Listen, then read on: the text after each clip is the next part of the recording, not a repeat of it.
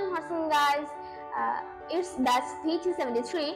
Today we are going to read another book named Little Women. So let's get started.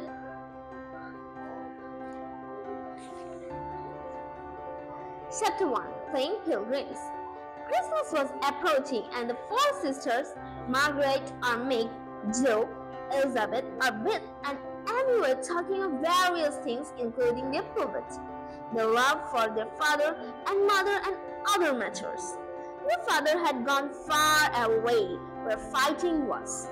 They had a high regard for their mother and wanted to present her gifts on Christmas, and they were discussing what gift they should give. They were also talking about their likings and dislikings, particular dress, shoes, gloves, etc. I know I do teaching those tiresome children nearly all day when I'm longing to enjoy myself at home, said Meg. You don't have half such a hard time as I do, said Jo. How would you like to be shut up for hours with a nervous, fussy old lady who keeps you trotting, is never satisfied, and worries you till you are ready to fly out of the window or cry? It's naughty to fret, but I do think washing dishes and keeping things tidy is the worst work in the world. And Beth looked at her rough hands. I don't believe any of you suffer as I do, cried Amy. For you don't have to go to school with impairment goals. Who claw you if you don't know your lessons and laugh at your dress? Dear me, how happy and good we'd be if we had no worries. It's bad enough to be a girl. Anyway, when I like boys' games and work and manners, I can go over my disappointment in not being a boy, and it's worse than ever now. For I'm dying to go and fight with Papa, and I can only stay at home and knit, like a plucky old woman, said Jo. The four sisters sat kitting away in the twilight, while the December show fell quietly without any. The fire crackled cheerfully within.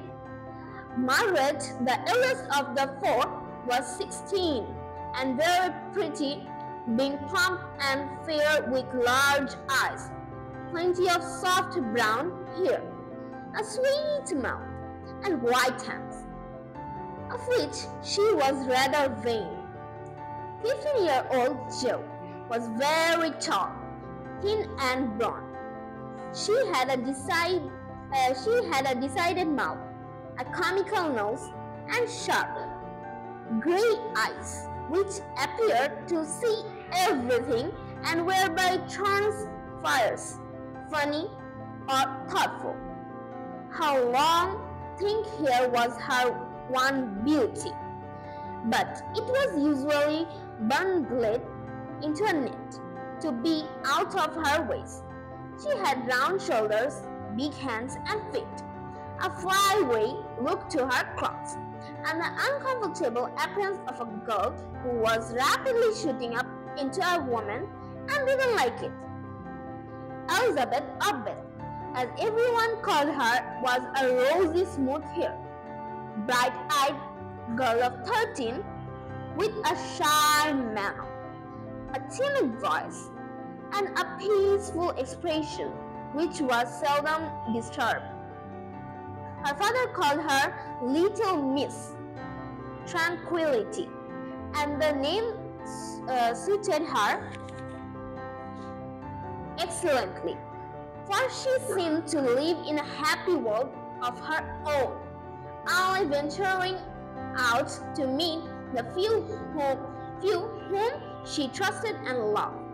Annie thought the youngest was the most important person, in her own opinion at least, a regular snow maiden, with blue eyes and yellow hair curling on her shoulders, pale and slender, and always crying herself like a young lady, mindful of her manners.